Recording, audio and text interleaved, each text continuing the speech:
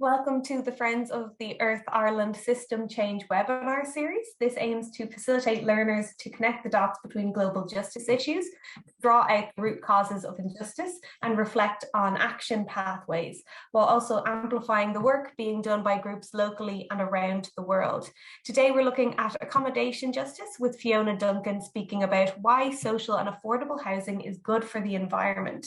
Fiona is Policy Manager with Clúid Housing, a social housing provider, where she's worked for almost 3 years. Prior to this, Fiona worked in policy and communications in other housing and not-for-profit organisations, including Cooperative Housing Ireland and Alone. Her educational background is in social justice, social policy and housing policy. So I'll now pass over to Fiona for a presentation to tell us more about why social and affordable housing is good for the environment. Thanks so much for joining us, Fiona. Brilliant. Thanks so much, Evelyn, and really appreciate being asked to speak today. And I know you've been covering some really interesting topics since Friday, including just transition and racial justice. So honoured to have been asked to speak today about housing and climate justice. So as you said, Evelyn, I work for Clúid Housing. We are one of Ireland's largest AHBs or social housing providers. So AHB means approved housing body. So we provide social and affordable housing to over 24,000 people in 9,000 homes across Ireland. So we're all about creating a society where everyone has a great place to live. And we mainly provide housing to households on quite low incomes on a not-for-profit basis. So just to give you, a brief introduction into what we're all about. So I'm sure you're all asking, what has housing got to do with the planet or the environment? Or maybe you're not, maybe you're well versed in this anyway. But I think usually when we think about this, the first thing that comes to mind is solar panels. It seems like that's the only way we can connect the two, housing, solar panels. We might stretch to retrofitting, but I think that's about it when we think about it on this level. But actually, I think we need to move towards looking at this issue on a much broader scale, moving from solar panels to sustainability. So yeah, just to have that kind of framework in mind in the context of this talk, I think is important. So the first reason that social and affordable housing is good for the environment is because when we make housing affordable and give people long-term security of tenure, we allow people to live in places they might not otherwise be able to. So take Dublin, for example. We all know that rents and house prices have skyrocketed in recent years, rising to an average of around 2,000 a month to rent a house in Dublin and around 400,000 to buy. And similar prices throughout the country, but that's, I suppose, where the peak is at. What does this mean? It means that individuals and families that should really be living in Dublin, for example, for work and to be near family supports, are moving to the suburbs to buy homes and to rent. So in 2019 and 2020, interesting stat, more new homes were built in Naas, Kildare and Drogheda than in the Dublin postcodes 1 to 8 combined. Nothing wrong with Naas and Kildare and Drogheda, but I suppose it's, does that really fit with, I suppose, the government aim for compact growth, for example, as set out in the National Development Plan? Not really, not necessarily. Urban sprawl would seem to be at odds with that. So people are then getting into their cars, driving to work, contributing to greenhouse gas emissions and to the use of fossil fuels in filling up their tanks. And again, nothing wrong with cars, but I suppose, we are moving towards we're hoping to move towards a carbon neutral society, and people in the interim are using cars. Not everyone can afford an electric car, especially in rural areas. So that's what happens. And the transportation sector generates, we probably don't need to tell you guys, but generates the largest share of greenhouse gas emissions, and emissions from road transport make up 94% of those emissions. So we all need to know we need to move away from this. So when we make housing affordable, however, people can afford to live near where they work, where their kids go to school. So in social housing, people pay rent according to their wages.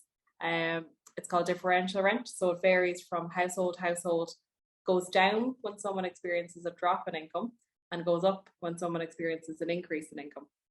So it's a really progressive, fair way of setting rent, I think. And long may it continue. You know, we're actually quite unique in Ireland in operating this rental system. It actually, isn't that common throughout Europe. So in terms of security, then we offer residents a home for life if they want to stay. Clúid also delivered the first cost rental housing in 2021. So we've developed cost rental across three schemes so far, which is brilliant. So cost rental housing is not for profit, so it's like social housing in that sense, but rents are based on the cost of the provision of housing, with the profit margin removed and the tenant provided with long-term secure housing for as long as they want it.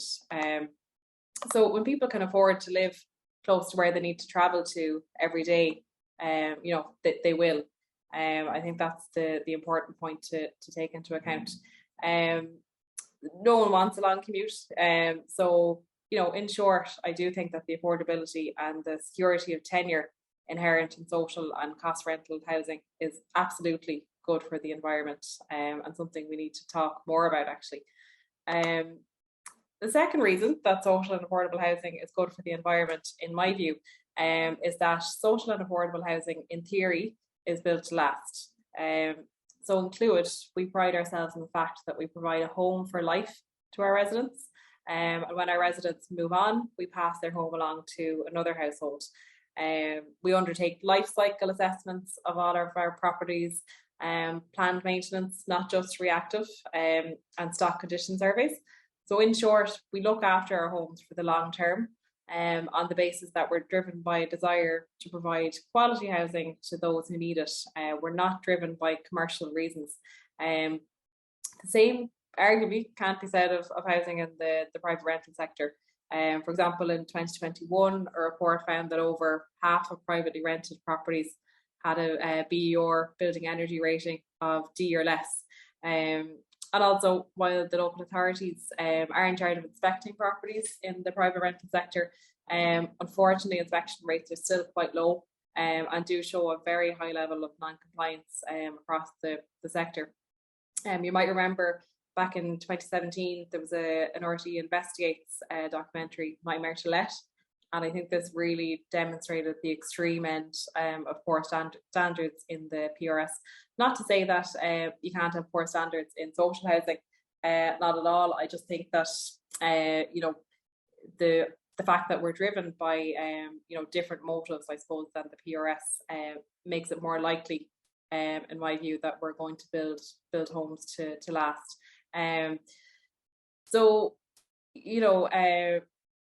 This extends to retrofitting and impact on bills.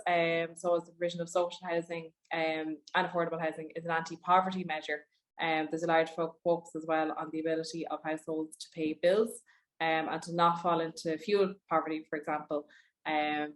So, by making our homes warmer and fueled by cheaper forms of energy, we are lowering people's bills. And, it's been argued, as I've been saying, that landlords in the private rental sector aren't necessarily, now I'm sure you'll have very good landlords, but they aren't necessarily motivated to undertake retrofitting because they aren't paying the bills. Now our residents do pay their own bills, but as we're motivated by social reasons as opposed to commercial, that these bills be reduced does actually matter to us. Again, doesn't mean that we're perfect, doesn't mean that social housing is perfect. It's just looking at what is motivating our actions and how that can differ across housing tenures. So built to last. That's I suppose one of the other reasons. The third reason then that social and affordable housing is good for the environment is that we can do things at scale, and we can reap the long-term rewards of doing things right. So most landlords in Ireland are small and what would be termed accidental landlords. So the majority, 86%, only own one or two properties. That's according to a recent CSO report. In comparison, as I mentioned at the start, Clúid owns and manages over 9,000 homes across the country. So this actually makes us one of the largest landlords in the country, one of the largest developers actually as well. Some other large AHBs like TUA and Respond also own and manage thousands of homes. The local authorities also manage thousands. with over 40,000 social homes in Dublin, which is, yeah, it's a huge amount when you think about it, but obviously not enough. Importantly, this level of scale and the income generation across our properties means that we can actually make investments, large investments in increasing sustainability, even if they won't start to necessarily pay off for a number of years. In contrast, there's been a lot of discussion on the reluctance of homeowners to make such a big investment, which is absolutely fair enough. You know, even if it makes financial sense in the long run, the cash may simply not be available. You know, very likely to not be available. When you look at the actual costs involved, the works required to bring a home's energy rating to B2 has an average cost of 50,000, according to the SEII. And even with that 50% grant from the SEII, the homeowner would still obviously need to pay around 25,000 towards the work. I know there have been recent moves to change this, but as far as I can gather, this is largely targeted on the very low income band, which is great. But for people above that threshold, people are still going to run into barriers there in terms of finances. As well as this, we can make changes to properties to increase their energy efficiency and longevity in a cost-effective way. So, for example, by the end of 2021, we completed retrofit works on just over 1,000 properties. We brought them up to a B2 BER rating at a cost of only 13.8 million. But that actually works out at approximately 13,000 per unit, which is actually quite good when you compare it to the figures quoted by the SEI there. Now, look, caveat may not be comparing like with like there, but I think it's just an interesting fact to mention, and something that I actually will look into further. I haven't kind of prepared for this talk today. So in addition to the cost efficiency, because we're doing things with scale, we do have the ability to buffer ourselves somewhat against shortages in construction labour. So we all know, we have a very cyclical boom bust nature of house building in Ireland. We all saw this following the crash. 20% of those unemployed were former construction workers. Many moved abroad to seek employment. So we always seem to find ourselves, stuck in this rut of trying to attract construction workers back to Ireland. And we lose those skills. I suppose it's that drain on employment that we seem to come up against following every bust. So this means that when we need to ramp up house building, as is the case now, there's often a shortage. So this then delays development of housing. So an example of how we've had the ability to buffer against this is recently we committed to a national 3-year contract, which started in 2021 with one retrofit contractor. So they're going to do all of our retrofits over the next 3 years.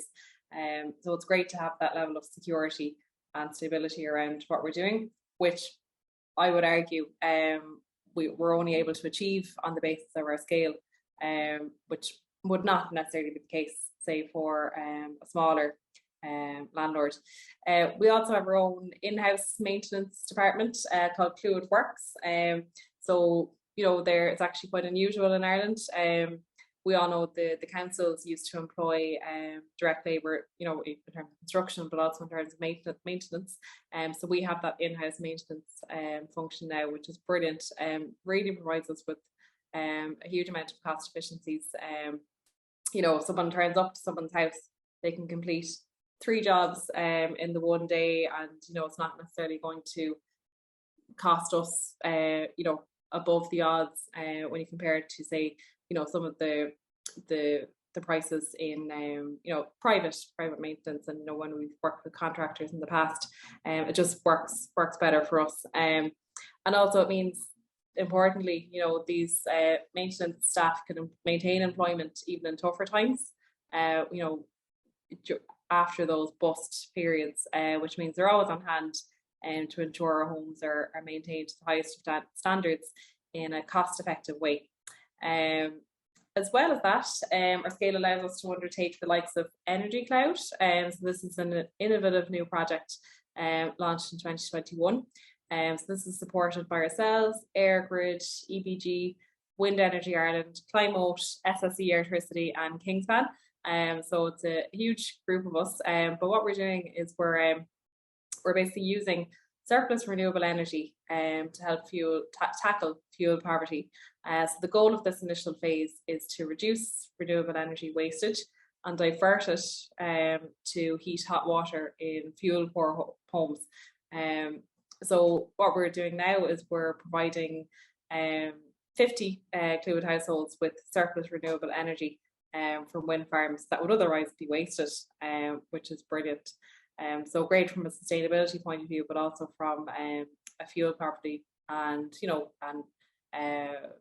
financial inclusion point of view for our residents. So our scale, as well as that, allows us to tap more quickly into the encouragement and development of community initiatives, including we have a national residents advisory group, relatively new, and we have a few subgroups of that group, one of them being the sustainability subgroup. So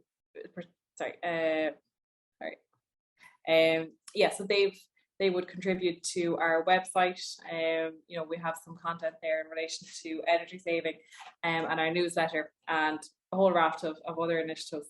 So it allows us to tap into that community spirit, I suppose, that's there, because we have that access to our residents, and I suppose we have quite a good rapport overall with our residents, which allows us to do that, which is good, I think, overall for the environment. So I suppose in terms of the final reason why social and affordable housing is good for the environment is that we'll only provide housing where it's needed. We all remember the legacy of the Celtic Tiger, ghost estates dotted across suburban and rural Ireland. So why did this happen? It was as a result of the combination of the deregulation of the banking sector and the introduction of various government incentives promoting speculation, making the building and buying of housing integral to Ireland's economy, but in a really unstable, artificial way. And it created a bubble that finally burst. As a result, we ended up with unfinished estates, and in actual fact, the building of housing was not necessarily needed. So, for example, by 2007, Ireland, along with Spain, was producing more than twice as many units per head of population than anywhere in Europe. Not necessarily a bad thing, and obviously we could do with that right now. But I suppose when you look at the amount of people versus houses between, and location being the important factor here, between 1996 and 2006, over 30,000 homes were built in Longford, Leitrim, Cavan, Sligo and Roscommon, while household numbers only grew by just over 18,000. So 30,000 houses, 18,000 people. And if those houses were built in the cities, for example, perhaps we wouldn't be in the position we're in now, but unfortunately they were built in the wrong location. So house building was growing at a far faster rate than household growth. And because some of this housing was lying vacant for years, falling into disrepair, this is arguably very detrimental from a sustainability point of view. In contrast, social and affordable housing tends to be built where it's needed and based on what is needed by the household in terms of size and other factors, including accessibility. So while we need far more of it, far more quickly, social housing provision is based on something called the Summary of Social Housing Assessments. So that's kind of a document setting out the detail on the households on the waiting lists across local authorities across the country. And need is also beginning to be informed by the housing need demand assessment. So this is something that was, I suppose, based on a Scottish system, which looks at demand for social and affordable housing into the future. It's not enough to know how much social housing we need right now. We need to know how much we need tomorrow to allow us to plan, because it takes so long to build housing. That's the nature of house building. So Clúid bases our supply strategy on these assessments, as well as on consultation with the local authorities. And ultimately, as we don't speculate, there's no incentive for us to provide housing where it isn't needed. Doesn't mean we won't make mistakes. There's no incentive for us to make those mistakes. No incentive for us to, use precious resources where they aren't needed, and to have homes lying vacant. So that is the final reason. So I hope I managed to convince you that social and affordable housing is good for the environment. So just to recap, the reasons for this, in my view anyway, are that when we make housing affordable and give people long-term security of tenure, we allow people to live in places they otherwise might not be able to. Number two, social and affordable housing, in theory, is built to last. We can do things at scale, and we can reap the long-term rewards of doing things right. And we'll only provide housing where it's needed. I do think micro-level, small changes are really important. However, I also think that housing is a perfect example of why a system change. So the theme of this week of webinars is needed to reverse climate change. Well, do our best, I suppose, to reverse climate change. So, no matter how hard we promote the benefits of solar panels and turning off your lights in your home, I don't think these small changes will be enough to create enough change in time. More social and affordable housing in the right places allows us to create broad, sweeping change as opposed to the piecemeal kind. So by prioritising social and affordable housing, we can at the same time prioritise our environment for the benefit of the current generation and those to come. So that's it in terms of my argument on why social and affordable housing is good for the environment.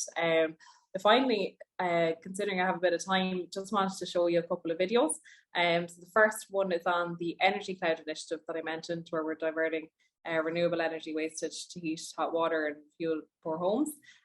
So I will just pull up those links now, and hopefully this works.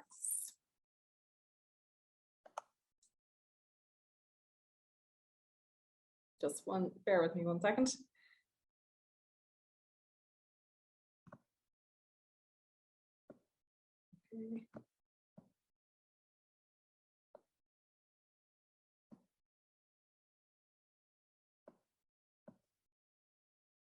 Right, and I'm just going to share the sound on my computer.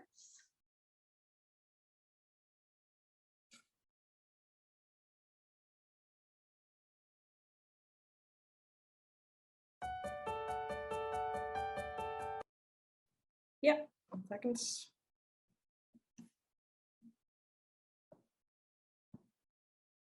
Right. Really pleased to be here today with Clúid and with Energy Cloud to see the new technologies around better use of energy, and energy that would not have been used, wasted indeed. Every year Ireland loses about 700 gigawatts of renewable, efficient, carbon-free electricity. This electricity is produced, but unfortunately there is no demand, so it is dispatched down. Energy Cloud is all about using that wasted carbon-efficient electricity and providing it to families and households that are suffering from fuel poverty. In Ireland, that's about 500,000 households. A fantastic system, a great collaboration between Energy Cloud and Clúid Housing. Sustainability is very important to Clúid, not just in our buildings. Sustainability of our funding, sustainability of our community, sustainability in the neighbourhoods are key important ingredients for Clúid. We're very happy to have such a strong partner as Clúid, and that this initiative has been recognised by the Minister of Housing. Today, to see the formal signing of the Memorandum of Understanding, to see the first home that has had this technology installed in, which is extremely user-friendly, and just delighted to be associated with it. Wish everyone the very, very best of luck with this project, and really looking forward to seeing this take off right across the country.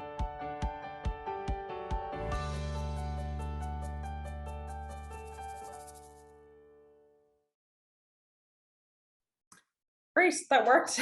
Brilliant. And I'll share the second one with you now. 1 second. I'll just... stop sharing for one moment. So this is in relation to St Mary's Mansions. So St Mary's Mansions is it was a scheme built by Dublin Corporation over 70 years ago. So Clúid gave the complex a total refurbishment. We brought it up to current standards.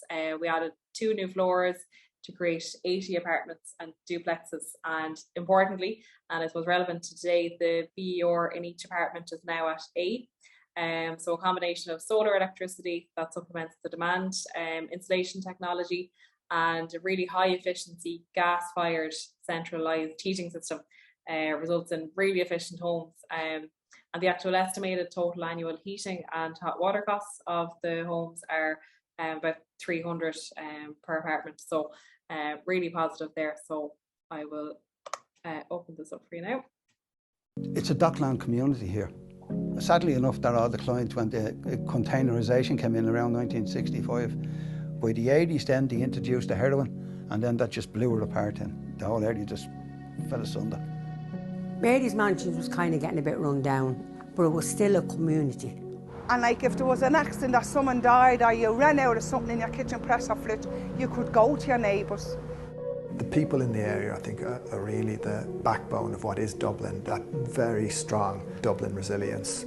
Originally back in 2000 there was an integrated area plan for the northeast inner city, and obviously now with the uptake in the economy we went back into partnership with Clúid with a view of redeveloping the site.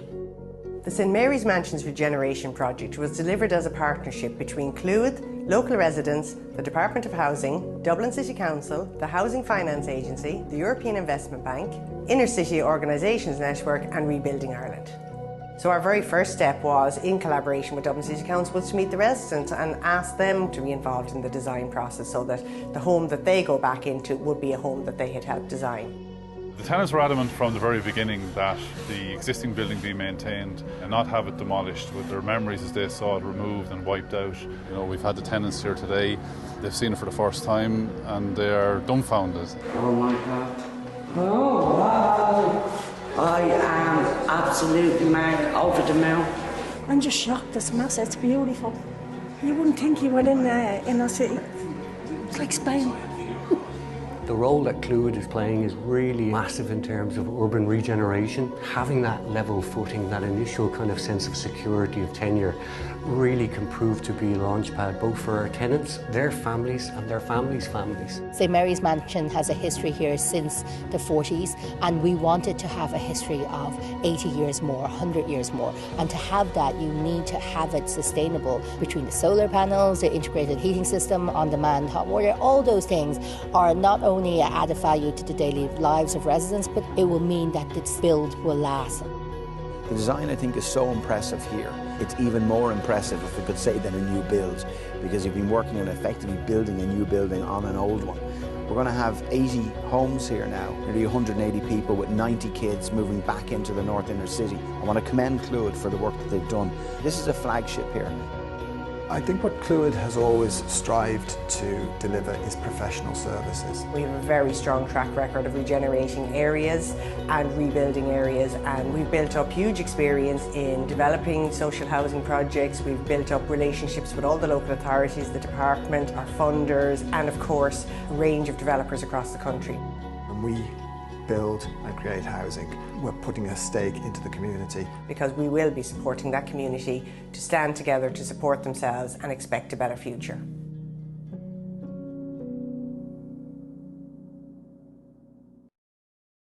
A huge thank you to Fiona for bringing this topic to light. It's a topic that's always at the forefront in Irish discussions and debates, and affordability and cost of living, but I think you've offered a new perspective here, and with that new perspective comes new solutions. So thank you so much for giving this presentation. For anyone joining or watching this recording, fortunately there are a lot of groups tackling these issues, such as Clúid in Ireland, but also online, internationally. And we will have another talk about this in relation to accommodation, discrimination and climate change in other parts of the world. We have a discussion with Gabby Valesco, which will be on as well.